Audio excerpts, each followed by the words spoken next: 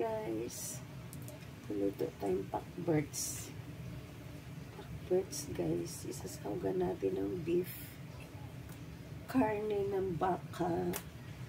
Luto tayong gulay. Isasawgan natin ng beef guys.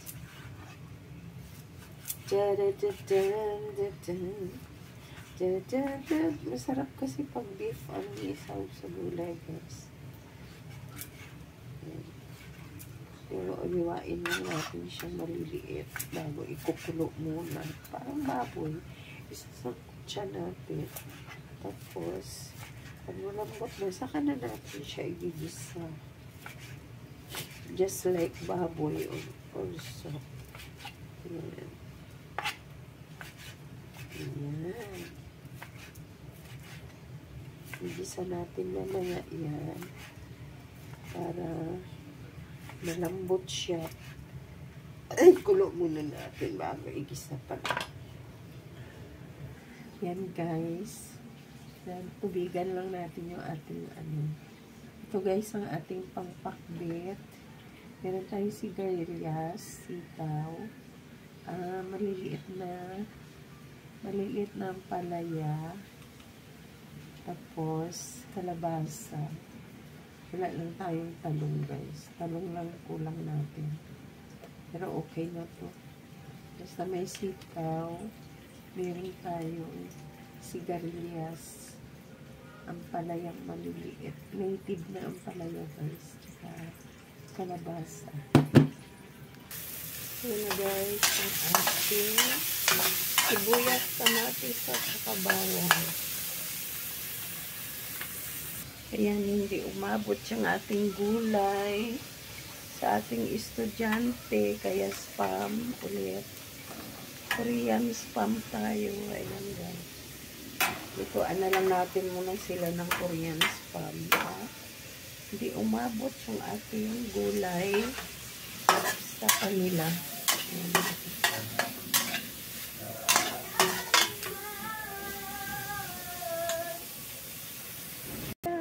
Ayan. Ang ating pakbet. Ayan. Kunting alamang lang yan, guys. Yeah. What? You can eat now because it's done already. But not this one. Bilay natin, guys. Sigarilya, kalabasa, sigarilyas, tsaka carrots, inuna natin. Pahuli natin yung sitaw at tsaka ang palaya dahil wala tayong talong. Ayan na guys, ang ating lalagyan na natin ng sili, ang ating pakberts. Ayan. Kalabasa, sigarilyas, at okra kasi wala tayong talong, and then ang ating sitaw at saka ang palayang native. Yung native ang palaya guys. Ayan. Nailagay na natin. And guys.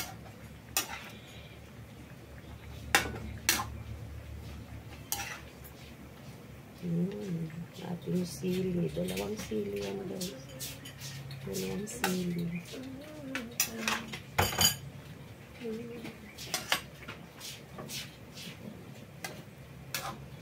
Yan na siya guys.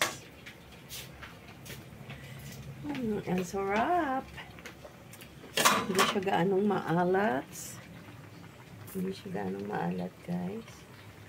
Kahit na may bagoong siya konti. Hindi na natin siya nilagyan ng asin. Then, tatakpan na natin siya ulit. Ang finale.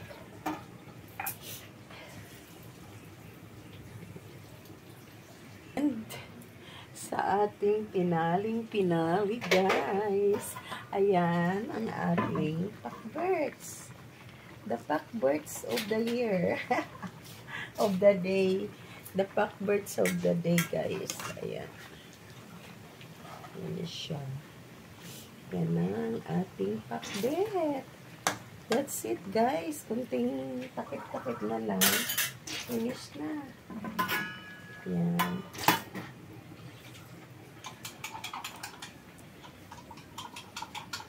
Okay na, guys.